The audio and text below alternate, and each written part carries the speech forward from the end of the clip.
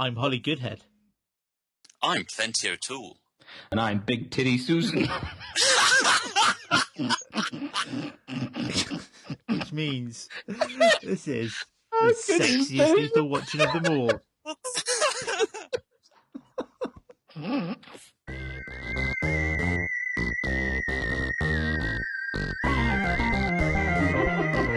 Living hell with another world. Program your brain. Program your brain.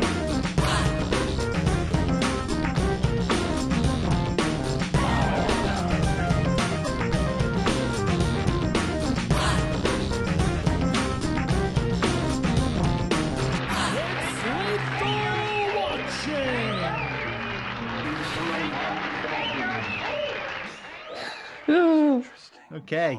Oh, I couldn't even finish it. Oh, it's bad when you laugh at your own jokes. Yeah, but Jared, to be fair, for the first time in a while, that was actually a good one. Oh, jeepers. Wow. Hello, little listeners. Hello, people who downloaded the show. Actually, Phil, how many people did? Come on now. Remember, this was it was tester. about 50 in the end, I think. 50? Yeah. 50 people downloading it. Wow. Can I do maths? We got 26 of the MP3 variety, and then 16 of the MP4A variety. So I'm blowing some stuff off my keyboard. Go. 26 plus 16, anybody? 16, that's 42. There you go. Oh, yeah. Very good. Okay, 42 people. Well done, us. Spread the word. If you 42 people know 42 people, and them 42 people know 42 people, and then them 42 people know 42 people, then that's a lot of people. It's a Ponzi scheme. Oh, yeah. Hello, Jared. Top of the pyramid. How are you, Jared Boyle? Pretty... Oh, actually, I'm all right, because I wasn't feeling the best yesterday, and I'm still not feeling the best today, but it's all right. I've got the painkillers on the board. I suppose, yeah. Considering you're Dr. G Fresh, you can prescribe yourself the good stuff, I bet.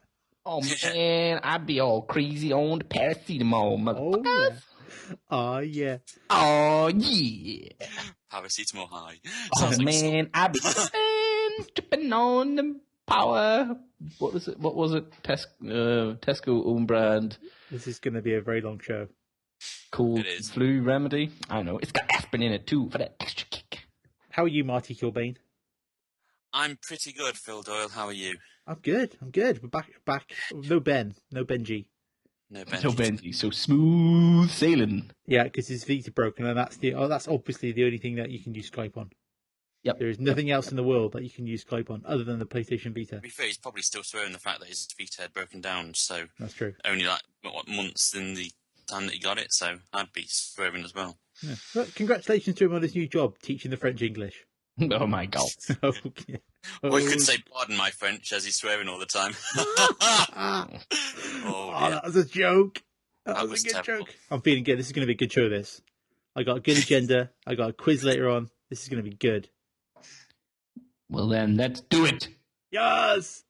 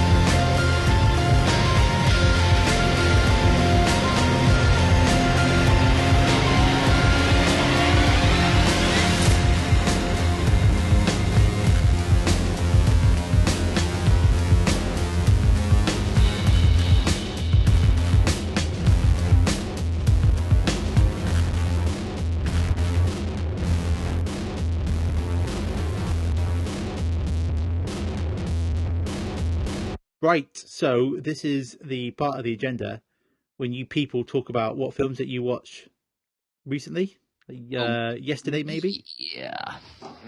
Day before. But the main thing is, what was the last thing you watched? What was, when you watched something last, what was it? And was it good like? Martin. Well, in between watching episodes of Game Center CX. Yeah. High five, Martin. Yeah, high five. How many of you went through in the last week? I've watched quite a few, actually, probably about one a day. Yeah, sometimes I'm 2 a day. Yeah, it's amazing. Well, we'll just explain. It's like this. It's an hour-long YouTube show, and it's this. But it's a Fuji TV show, but it's on YouTube. Well, it's this Japanese man playing old video games. That's it. Love it. It's amazing because he gives out business cards as well, and you just think, wow, that's just So amazing. it's very, very funny. Yeah, he's hilarious. He's like complete deadpan and also like a child at the same time. But anyway, that's not what I last watched. We're talking about films. So, Yeah, I've Jared. Sorry. I've got a feeling. The last thing I watched was Dread 3D, but I've got a feeling that Phil probably wants to talk about that for his. So I'm going to say my second to last film, which I last watched rather, which is Rise of the Planet of the Apes. Oh, you do like monkeys as well, don't you? It's very good. Very good film. And it had John Lithgow. John Lithgow, he's in everything that I'm watching at the minute because I'm also watching Dexter Series 4. He's in, and I tell you what, you forget how good at acting he is. And in those two things, he's just amazing. Well, yeah, because for a while he was 30 Third Rock from the Sun guy, wasn't he? He was comedy guy. Oh yeah, well, and that's the thing. In these two roles, they're serious, straight up. Yeah.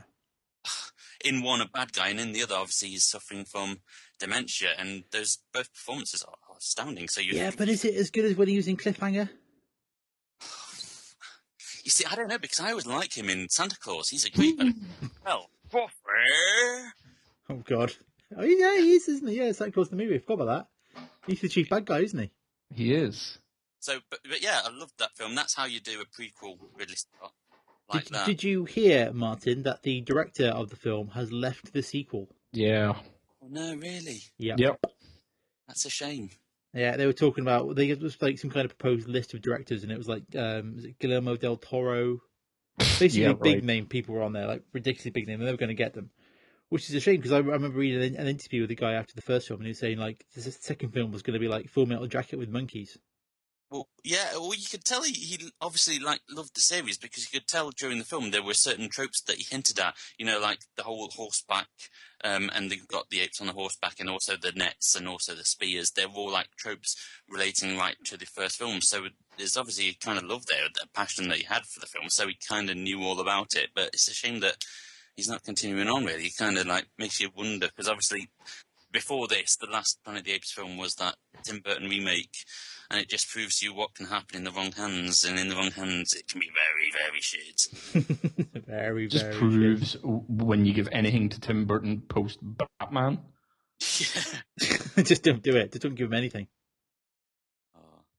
Was Johnny Depp like a monkey in that film? I'm surprised that he wasn't like don't know a cameo or something in it. I don't know if this was this. I know he'd been in Edward Scissorhands, but I don't think this was at the height of literally just being in Tim Burton movies.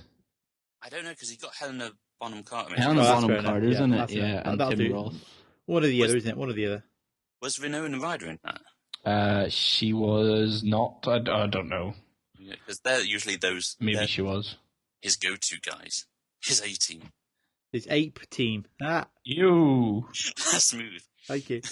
Well, then I'll talk about my film then, which indeed was Dread 3D that I saw beginning of the week. Mm-hmm. What did you think? I thought it was really good. Yeah. It was, obviously, it, as a film, it stands within the shadow of the Stallone Dread, clearly. Which, you know, casts a long TV shadow. recently. Yeah, it was. Cast a long shadow over all cinema. I knew you'd say that. Oh, God's sake. You say that, but there's one thing that Dread 3D missed. Go on then. And that's Rob Schneider.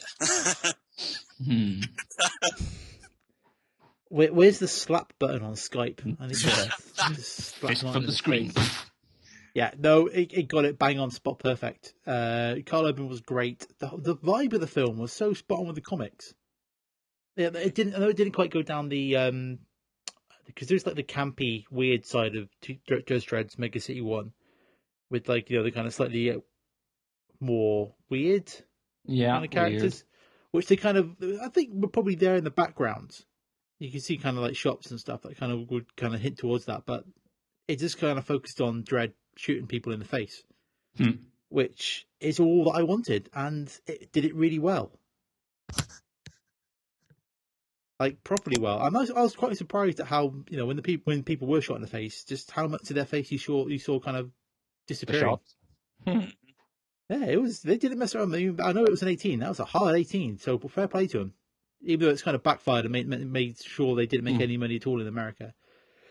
So we're probably not going to get a sequel, but Well, I think what they're hoping is that potentially, depending on maybe word of mouth and DVD sales, they might have enough to do a similar low budget type one. I think I mentioned this on a different podcast. Was like, I kind of compared it hopefully to Blade. Because I don't think Blade did that well at the cinema when it came out. It did alright, but didn't do great. But then it was like on the video sales, it kind of got like a big kind of thing. And then by the time Blade 2 came around, that had a bit of money thrown at it, and that was kind of a bit bigger. So, fingers crossed. And then they stopped there. Yeah, there's only two Blade films. Only 2 Blade films. Do you guys think that the whole 3D thing and it sold it being 3D, do you think that harmed? Yeah, it did. It definitely had to done because... That's true. See, I'm quite lucky because the cinema I go to for 3D, when you go on a weekend, Saturday or Sunday matinee showing, it's only like 50p more than a normal showing, which is like £4. Yeah. So matinee showing 3D on a weekend is only like $4.50. So it doesn't, it doesn't really make you go, now. I used to go to a cinema when I lived in Birmingham, and that was like £12 per 3D show, and that's hard. Like that's hard to hand over. Yeah. So a lot of people said it's because 3D hurts their eyes and all that kind of stuff, blah, blah, blah, blah, blah. And I think that's fine in films where 3D's kind of really shoved in your face and all that kind of stuff. But, Judge Dredd's one of those films that for a lot of it, if you flick your glasses up, it's flat. It's mainly for just some depth stuff, and then obviously the most 3D stuff is the slow-mo stuff, which is in-your-face stuff, but, that's few enough and far between to not be overboard. So, I have to wear glasses whenever I go to 3D films, so I have like a pair of glasses and then these other things on top. Yeah, so that's like, me. my eyes that's me all the time, baby. Get tired up, in 3D movies. And the other thing about 3D movies is obviously the inherent darkness that you get in when they haven't corrected the contrast. When they've just converted it to 3D and left it like that, which I think the worst one I ever saw was Captain America, which is just hideous. It was just dark. You just couldn't see anything. I dodged that in 3D. I think when I saw... Did I see Thor in 3D? That was quite dark. I saw most Captain America, I had my glasses up until it went blurry, and then I flipped them down. Yeah. Because it was so dark otherwise. But whereas Dredd was just right, I think. I didn't notice any sort of contrast issues or anything. So I think they did actually think about it. Yeah. Which is, they thought a lot about that film, from the look of it, through to the tone, through to the casting. It was all pretty much spot on, so it's going to be a shame. Choice, though. Sorry? You got to give people choice. Yeah, because there's I think there was a couple of 2D shows, but they were far away. They were far away. There was none around me, and so it was literally 3D or that was it. So nothing at all. In mine, they had a week's worth of 2D showings, and it was just once each day, and that was like 8 o'clock at night. So it was like, what was the point? That's really it gone. Having that option. I'm like in bed. Yeah. So what did you watch last, Gerard? Well, the last film I watched was actually Moranto, which came off the back of getting the Raid on Blu-ray this week and watching it on Monday. So Shazam, the Raid, some hot shit. And then decided to watch the previous director and Iko Uwai's film Moranto it's on US Netflix. Watched that on Tuesday, I think it was. What's that like? And it's all right. It is not. It's not the Raid, which is probably its biggest problem. It doesn't have the holy shit, oh my god, what the hell, did you see that? Crap, wow kind of factor that the Raid has. Yes, there's enough ass kicking in it to kind of make you go, right, that's all right, but it comes across as a lot cheaper. And does it feel like a first film? Yeah, oh, very much so. And I think the thing about the Raid wasn't, I don't think, massive budget, but this film just feels a lot cheaper. And I think, yes, it has that first film kind of feel to it. I mean, it's all right. It just. I think the problem is when you watch it after the Raid, you kind of just think it got so much better. The Raid. Oh, the Raid. Well, I can't wait now for the sequel after watching the Raid again, and then watching Raid 2, Raid harder. Yeah. Did you guys watch the because you know the story of the Raid, which was originally he wanted to do this film called Baranthal or something, which was going to be set in a prison. Yeah. And budgetary wise, they couldn't justify it, so they cut it down. They sort of cut down and made this other film, The Raid, which was sort of tighter budget.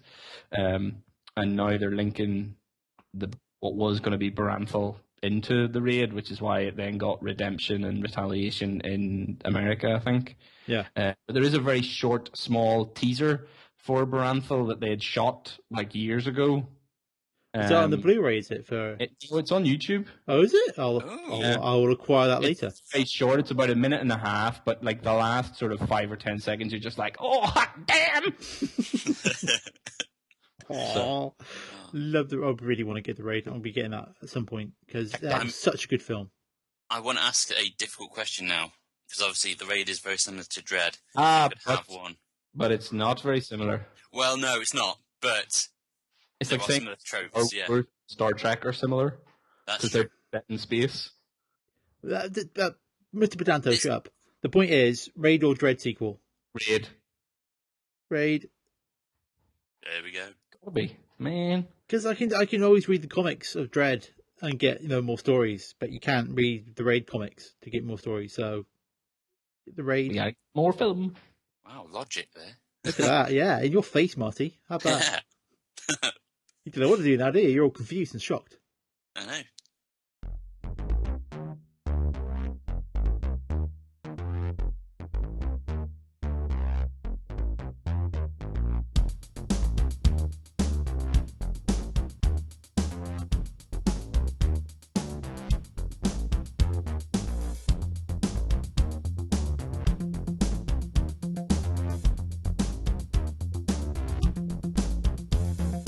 Jason Statham talks about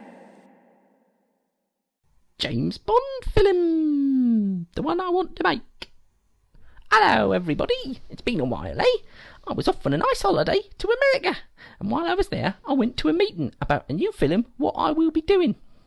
It's directed by a man whose name rhymes with Bicycle Day. That's right, I'm going to be in the new GoBots movie. I can't wait. Rumour is it that my old pal Sylvester Stallone will be in it as a robot, seeing as he's mostly synthetic these days anyway. It's going to be tops. I really can't wait. So, this week I'm talking about the completely unrelated topic of James Bond. Rather than do another top 10, I'm going to lay out my perfect James Bond film in the hopes that a top Hollywood executive snaps it up and makes it the next one after Skyrim Sword. So, here we go! Director. So, there's only one man who could direct the fantastic James Bond film that I have in mind. I'll let you try and guess. That's right, you've got it. It's Sean Levy. What we need is a director who can tackle all the important aspects of a James Bond film, and this man's resume reads like it was made for that very purpose. Action, The Pink Panther, drama, Cheaper by the Dozen, girls, Night at the Museum, gadgets, Cheaper by the Dozen, villains, Night at the Museum too. In fact, the only area which he falls down is he actually hasn't ever made a film that's funny, and we do need a bit of humour in our James Bond films, don't we, Daniel Craig? Music. I vote that Randy Newman be made the new composer and theme tune singer for James Bond. You try and tell me that you couldn't replace all the James Bond soundtracks with the soundtrack from Toy Story and it wouldn't be 1,000,000 times more awesome. You can't, can you? Plot. So, here's the rough outline for the plot what I came up with when sitting on a shitter the other night. James Bond is Scotland's greatest spy. For years he's uncovered priceless artefacts and stopped invasions from extraterrestrial... I can't even say that word. extra dimensional beings. While out at the chippy, one night he meets a beautiful lady who has travelled from the past through a dimensional rift in a tree. She wants to prevent the evil blowhard from cloning dinosaurs, as she knows this will destroy the future. James Bond, is the chosen one who will destroy the evil cloning factory based in the mountains of the Himalayas by inserting himself into a computer as a program in the matrices equation. Throughout this journey, he meets a colourful cast of comedic sidekick characters, all played by Rob Schneider. Action, drama, girls, gadgets, villains, and comedy. It's all there.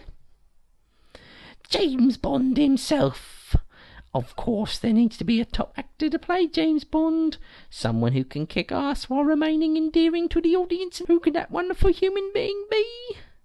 Well, there's only one person it could be. Me, you silly sausage. I'm James Bond. If anyone from Hollywood is interested in my pitch, please give me a call at 555-JASON-STATHAM or email me at jasonstathamisjamesbond@jasonstathamisjamesbond.com. Ta-ra!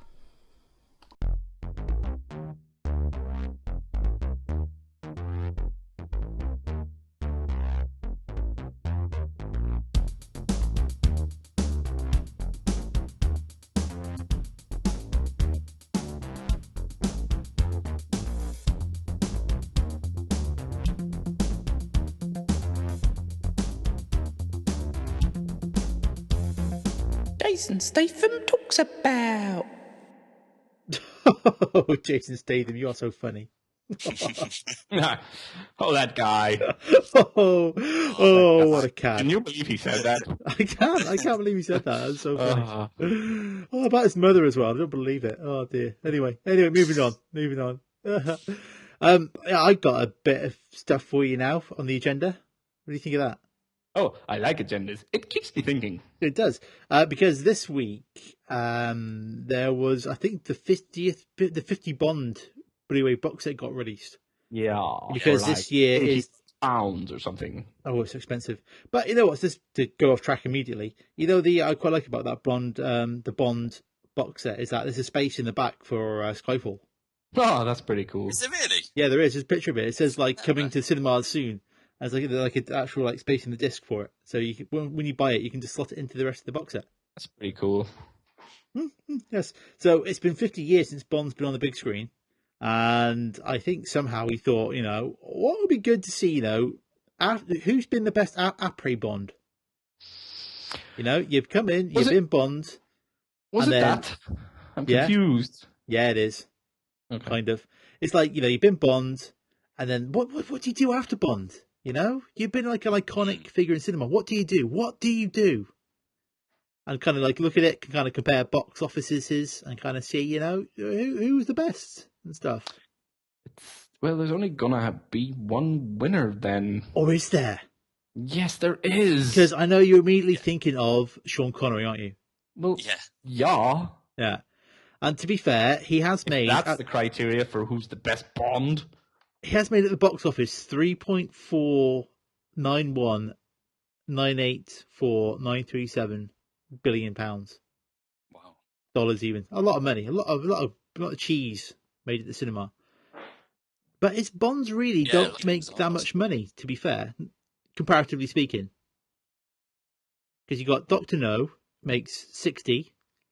Russia with Love makes 80. So I'm do some maths.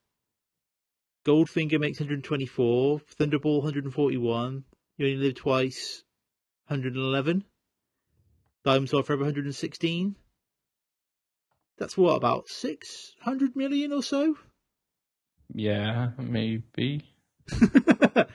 And then he beats that in 2 films, near enough, with Indiana Jones and the Last Crusade at $474 million.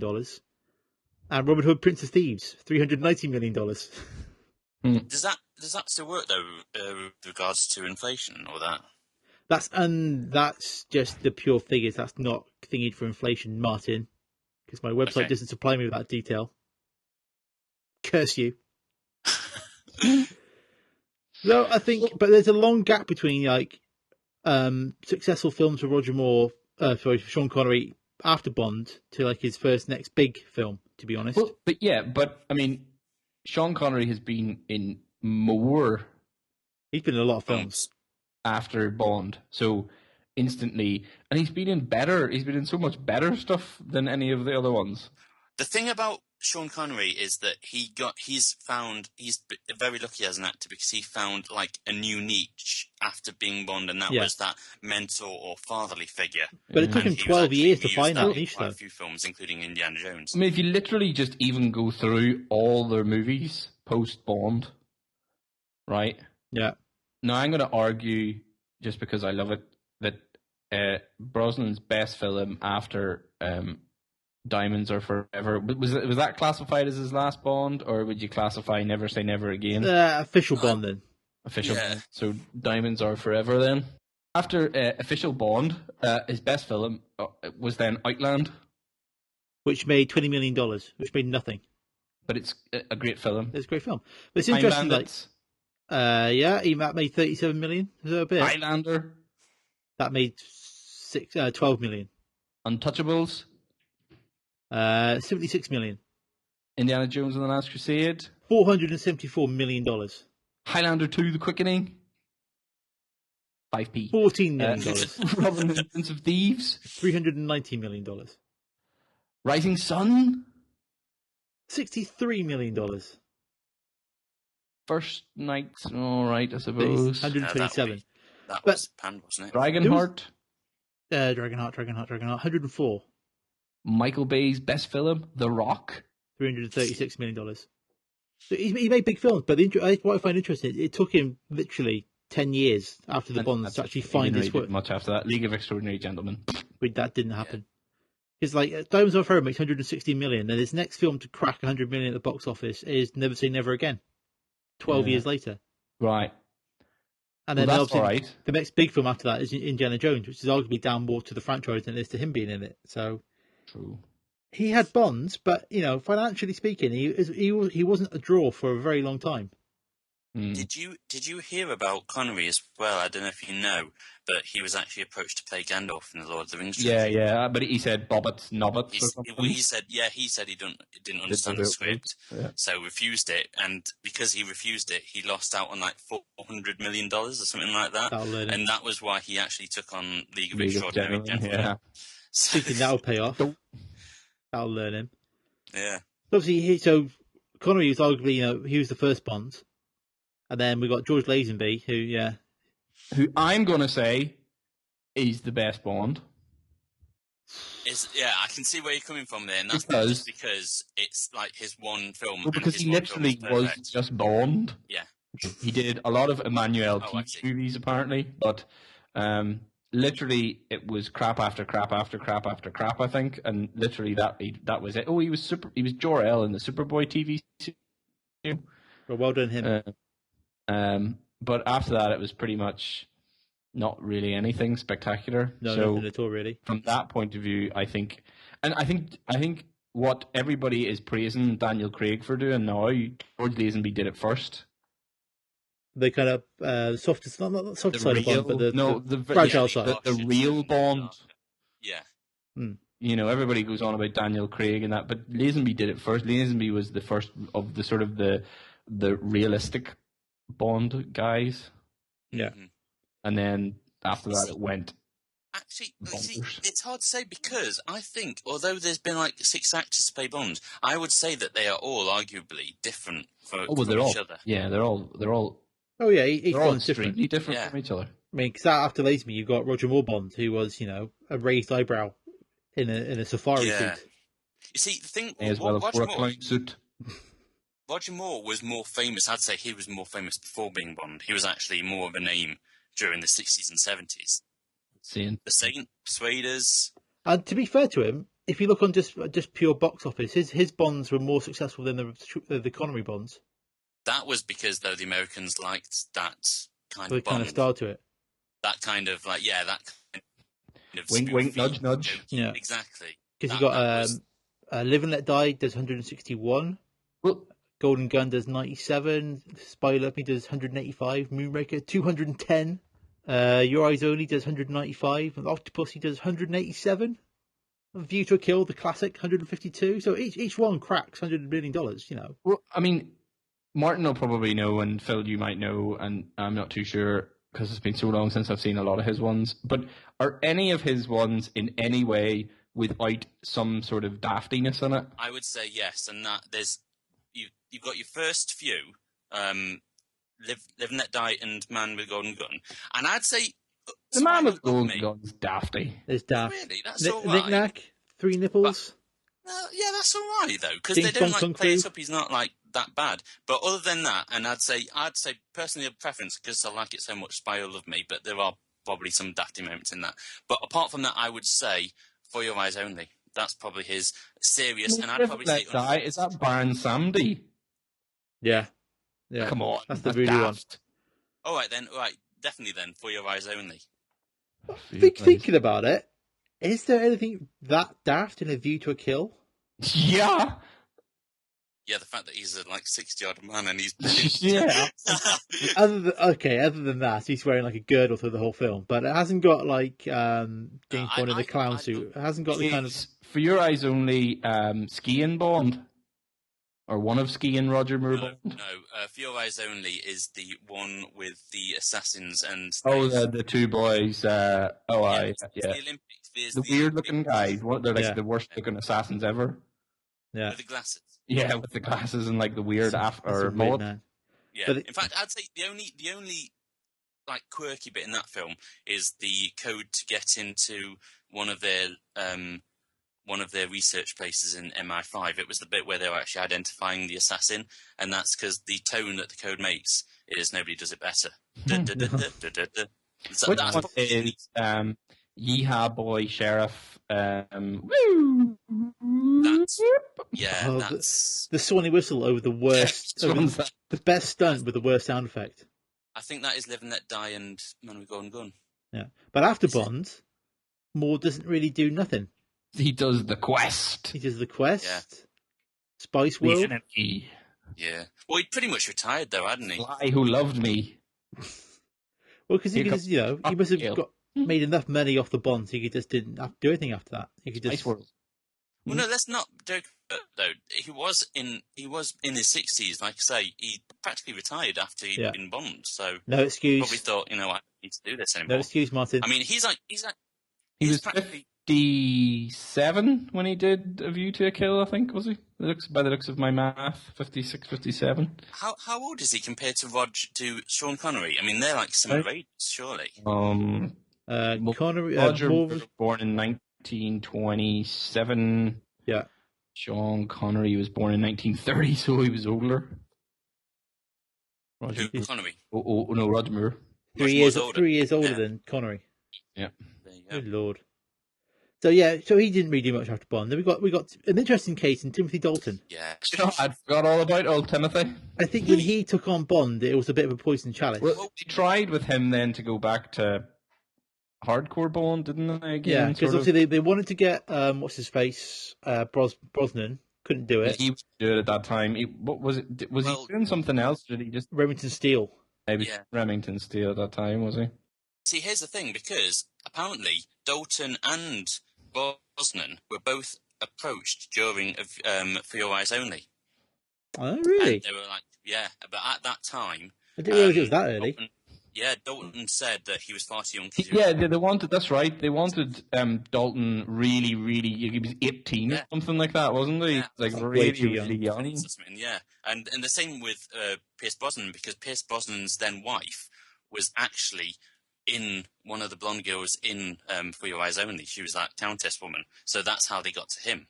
Yeah. And he was obviously at the time filming, he'd just about to start Remington Steele, so he couldn't do it. And then they were going to get someone else to do it, but then because Connery was coming back with that fake Bond, Never Say Never Again, they wanted someone established to continue on. That's why Moore stayed on for... Yeah, because they needed him, his box office against the Connery box office. Exactly. They didn't want to risk a new person taking that on. Yeah. So that's why that happened. And obviously Dalton was far too young, so he passed on it. He also said at the time he didn't like the direction of those Bond films that they were taking. He didn't like the comedy factor, which is why his is much more dark and violent, much akin to what it's like nowadays. Yeah, if I think especially License to Kill, that's probably closer to. Yeah, apparently, Timothy Dalton's actually a big fan of the actual novels himself, so he did actually read them all, and he's actually a bit of a fan himself. So I think Living Daylights is my favourite Dalton one. I don't know because I Because like the song. Yeah. yeah. But yeah, he did. I mean, he did those 2 Bond films. Then it kind of went off into there was the problems with the license and all sorts. To get the next one done, and then his career at the box office kind of never really recovered from that. He does The Rocketeer, but he doesn't really like make He did any The kind of. Rocketeer, which is good. The Rocketeer's really good, but he doesn't become like the big cinema star that you would have thought he did. It's probably the next thing. Yeah, pretty much. And Toy Story 3. Do you want to know a little funny, interesting thing? Is he's actually quite a big theatre guy now, and apparently he was Lord Asriel in the theatre production of His Dark Materials, which obviously in the movie version was played by Daniel Craig. Daniel Craig, who we'll come to in a bit. So Dalton loses the Bond. Well, yeah. And then it's 4 or 5 years. Yeah. And then we get to the Bros Bond. Bond. Who slams home with, where are we? GoldenEye. Where is GoldenEye? 1995 GoldenEye. $356 million at the box office. That's probably the biggest Bond. It's a good one. GoldenEye is almost just as if someone just sat down to write the most Bond film. The Bondiest Bond film. The Bondiest Bond film they could do. Mm. Literally, it's just everything that you would have seen in every Bond film beforehand. And it's great as well. It is a very good one, yeah. But would we say that the rest of his Bonds kind of live in the shadow of GoldenEye? Well, Tomorrow Never Dies is a snooze fest. I don't know. It's probably his best. His other best one. Snoozy. World is Not Enough. Snoozy. And Die Another Day is just hideous awfulness. Cracking Bond theme though.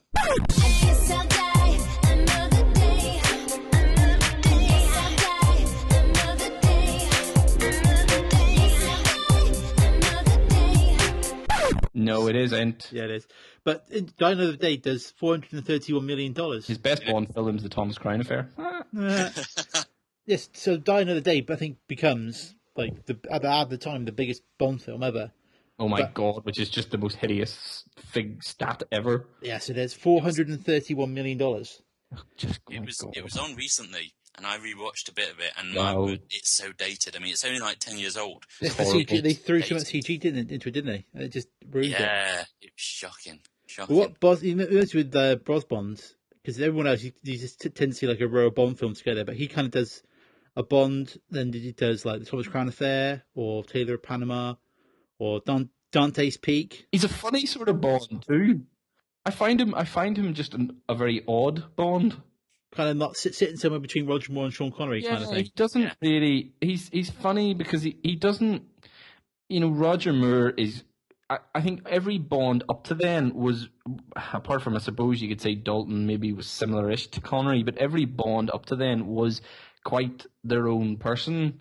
And Pierce Brosnan sort of, you know, it's as if they wanted to get a Bondiest Bond actor who would just be very Bondy overall. You know, he sort of is this kind of weird Moore Connery hybrid. What? Yeah.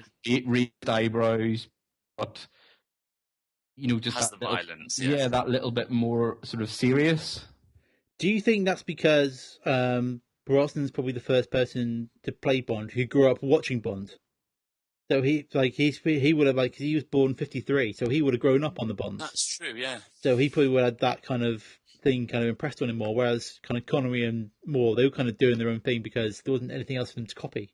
Yeah. Like, Moore had to kind of move away from Connery, which is why he did what he did. Then by the time you get to Brosnan, he kind of grew up through all this kind of stuff. He's kind of taken his all these kind of Bond things into him and kind of plays it that way. Yeah. But I think after the Bonds, Apre Bond, he's going to be one of the most successful for one reason and one reason only. Mamma Mia. Mamma Mia. $602 million at the box office. That outgrossed Last Crusade and other films. Percy Jackson, The Lightning Thief, $226 million. However, really, when we say like 600 odd, it should really be 300 odd because He's obviously done- the is all the men's partners going along with it. Oh, I don't want to Martin. see this film. He done some pretty decent stuff. I mean, The Matador's pretty decent.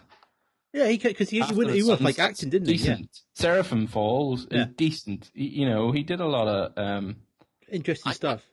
decent things. Has anyone seen that Ghost film that he did with Ewan McGregor? Because I've heard it's good. No. Oh, the one where he's like an ex-spy or something, isn't it? Well, he's meant to be Prime Minister, isn't he? And He's Ewan like McGregor. a ghostwriter, isn't that Yeah. right? Yeah. I bet it's meant to be quite good, but I've not seen it. No, I've not seen it either. Yeah. So I mean, Bond, I think he is probably the most successful Bond at this point. Mm. Maybe not critically, but certainly financially. He certainly all of his films made a lot of money. It was despite all having money down budget. to Die Another Day. Yeah. So then, obviously, Die Another Day happens, and everybody kind of goes, "What the living Christ was that?" The What the franchise, Live and Let Die was that? yeah, the franchise is put to one side, and then we get in 2006 Casino Royale, Yes. $596 million at the box office. But how can he be James Bond? He's got blonde hair. How can it be Bond? He's got blonde hair. He's crazy. He's got blonde hair. Makes no sense. Quantum of Solace makes $591 million. So those two films together probably outdid all of their Connery Bonds financially. And yet, Quantum of Solace is probably the most misunderstood Bond film of all time. Well, do you know why? Why's that? It's because Mark Foster wasn't. I think he wasn't an action director. That's fair, because what was he did Crash beforehand? Oh, he did Crash and had Mark Foster done. But to be fair, though, was that him? he wasn't. I think so, but he wasn't a action director. But they had the Jason Bourne stunt team in. So if they can't do like a good action sequence, then something's wrong. I think. Yeah. See, Where a lot of people, I think, go down on Quantum of Solace is that he I think as a non-action director, I think he made the mistake of thinking that action movies need to be Michael Bay movies, which is incessantly shaking cameras that make it very hard to really see what's going on, but might seem, actiony. Yeah. And that's where it went. I think a lot of people got, because there's a lot of that where the camera is just really rattling about. It's sort of Paul Greengrass kind of style, and I think Greengrass did it a lot better. I'm a bigger fan of the Bourne Identity for the reason that it doesn't have all that shaky camera. Shaky cam. I really hate shaky camera action movie. Wow, look at this! Ooh, it's all dramatic. It's just I think it's lazy, because I think it means they don't put enough effort into actually making the action look good.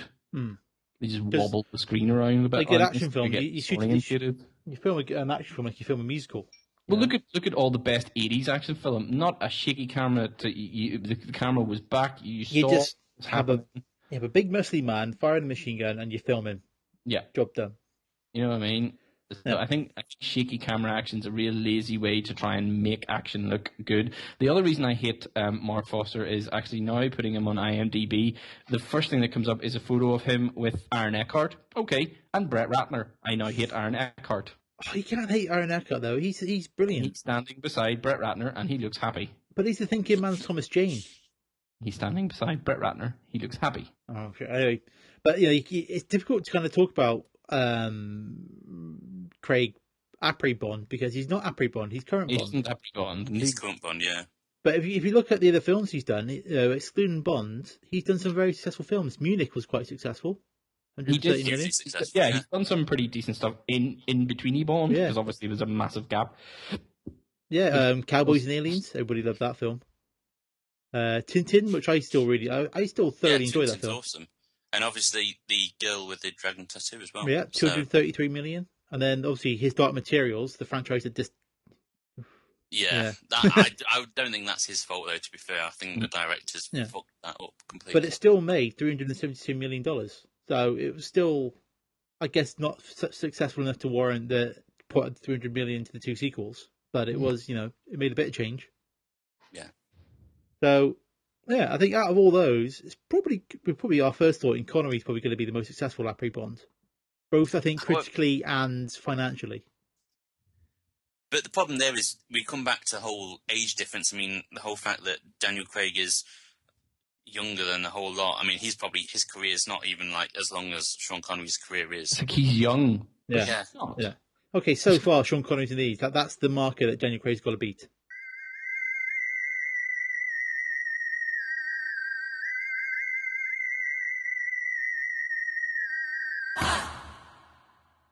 Okay, folks. This is either the introduction to the podcast, or I have saved the original file and then somehow rebuilt the rest of the previous 40 minutes of recording that appears to have gone away to nowhere. To the ether. Yeah, but we don't care because we've got a quiz. Oh, Or rather, I've got a quiz. And you know what my quiz is called? what is your quiz called? My quiz is called Audio Catchphrase.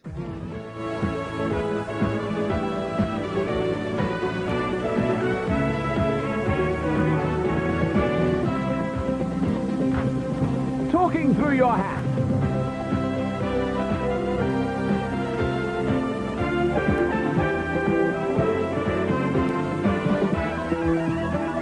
Hung jury.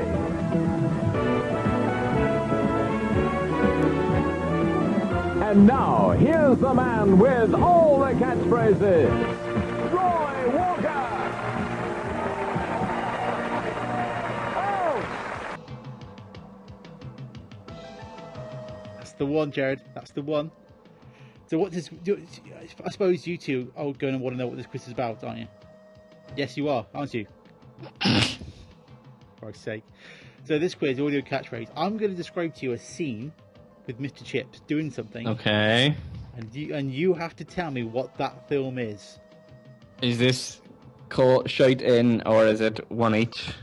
I've got 6 scenes. You've got 1 each, so you've got 3 scenes each. Okay, if you can't get it, pass it over. Yeah, and if it's tied, I've got a tiebreaker at the end. Okay. Okay. So that's the quiz. Audio catchphrase. Simply say what you hear. Yeah. Say what you hear. Say what you hear. Say what you hear. So who's going to go first? Flip a coin. I've got a coin. I'll flip this bit of paper. I am the top bit. Martin is the bottom bit. Thank you, coin master. Hold on. Who was the top bit? Who was the bottom bit? Have you not got Martin an was the bottom bit. It's Martin, I think. Martin's first. Martin's always the bottom bit. Okay. Martin, you ready? He's gone. Oh, Martin. Why is he gone? Right enough. Has he gone? Has he gone? Martin? Oh. What was that noise? Martin, you're not doing us any favours with what we're trying to salvage from this record. Hello, everybody. What's up? He hasn't been there. What's up? What the hell? Phil's been explaining the quiz. I'm thinking that I told you I was going. Now I was going for a beer, and I've just come back. Yeah.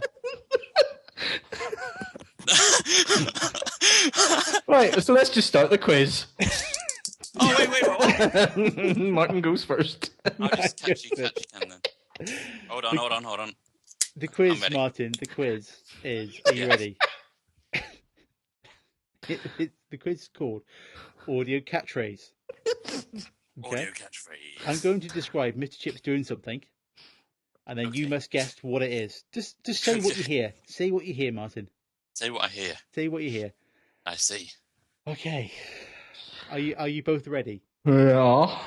Now, yes. I've got, as you might not have heard, Martin, I've got 6 scenes and a tiebreaker. So it's 3 each. Pass over to if you can't get it. And the Okay. winner wins the world. Okay. Are you ready, Martin? I'm ready. I was born. Okay. Mr. Chip stands screaming a name into what looks like a makeup compact in an underground chamber.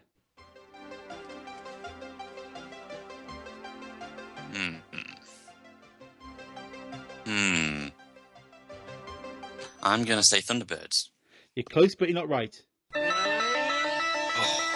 Gerard? Is it just what franchise it is or whatever? What film? Film. Yep. So Mr. Chips stands screaming into what looks like a makeup Compact. Screaming a name into a makeup compact in an underground chamber. It's Star Trek: The Wrath of Man. Yes, it is. Oh, yes. Oh, come on, makeup compact. How does that look? A makeup compact. What's sake? Too late to argue it now, Martin. Okay. I thought that was a shoo-in for Martin there, but never mind. Right, Jared, ready for yours? Yeah, makeup compact. Shut up, Martin. For fuck's sake. Hey up, lad. Fucking down a mine. Right. Jared, Yes. Mr. Chips is throwing a computer monitor covered in explosives down an open lift shaft. Oh, it's Speed. No, you're not right. Ah, rubbish. Yeah, over to Martin. Can I have it again? Yes, you can. Mr. Chips throwing a computer monitor covered in explosives down an open lift shaft. No, I missed. I didn't. The cutout. Oh, okay, I've got it. Throwing a computer monitor. Oh, can I go back to me? No, you Because I know what can't. it Shut is. up, Jared. It's Martin's turn. Balls. Computer monitor covered in explosives. I've already down said an it open once. lift Leave shaft. it. No, you didn't, because you keep on talking over the top of it. Covered in explosives. Mr. Chips throwing a computer monitor covered in explosives down an open lift shaft. That is Die Hard. Oh, motherfucker. Yes. That's a point each. That's a point each, isn't it?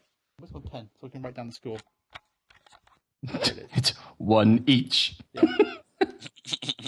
So that was, You write that down, though, Phil. that was G. That was an M.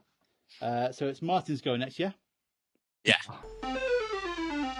Mr. Chips is in a jungle, covered in mud, holding up a flaming stick while screaming. Easy. I'm going to say Indiana Jones. Wrong. It's Predator. It is Predator. Ah, That was obvious. Okay, you ready for your next one, Jared?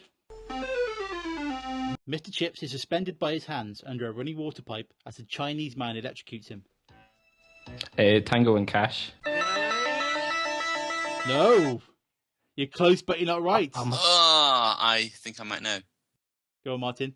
Lethal Weapon. It is. Oh, rubbish. By a Chinese man. Wasn't you see. Chinese, probably, in Tango and No, Cash, wasn't. was he? He No, was wasn't. just He was the big jaw man, remember? a white dude. Big jaw man. Oh, okay. So Sucky. it's two each so far, going into the last two. This is quite exciting. Are you ready, Martin? I'm ready. Mr. Chips is in the snow with a flamethrower setting somebody on fire.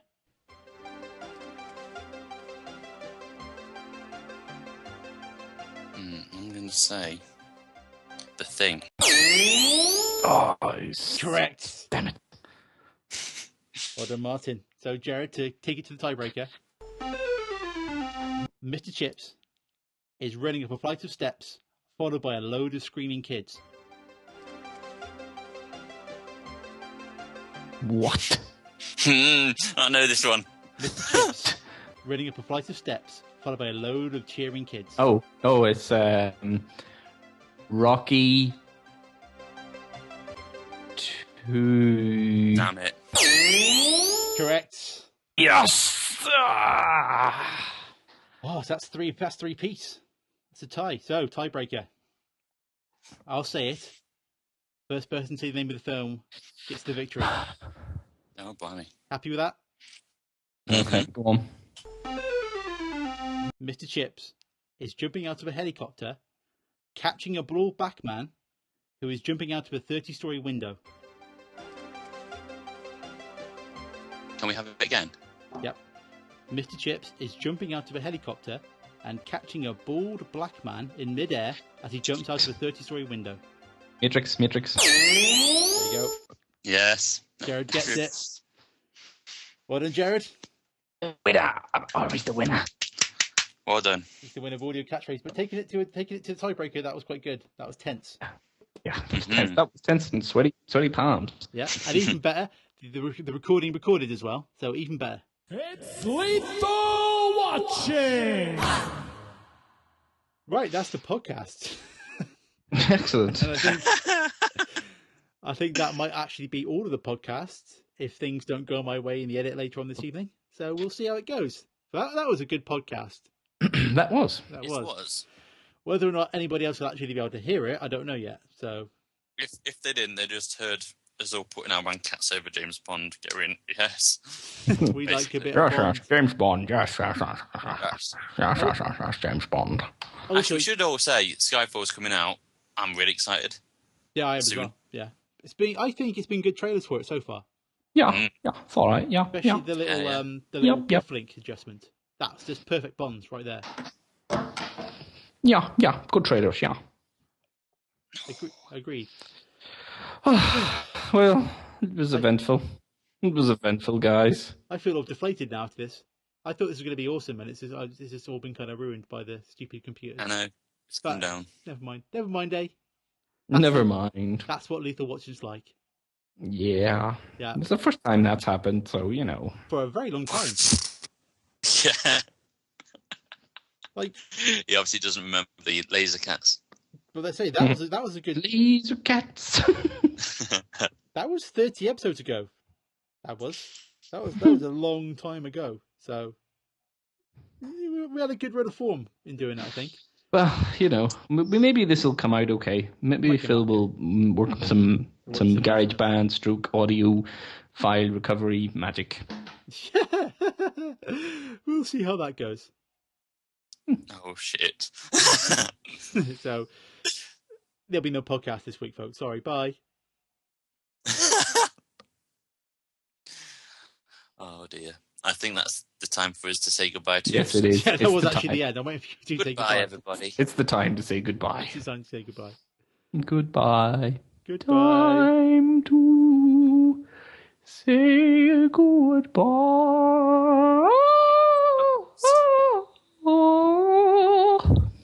Boats and hoes. Goodbye. Bye. Bye. Lethal Watching was brought to you by Phil Doyle and Gerard Boyle I'm Martin Kilbean. in association with abadeducation.com.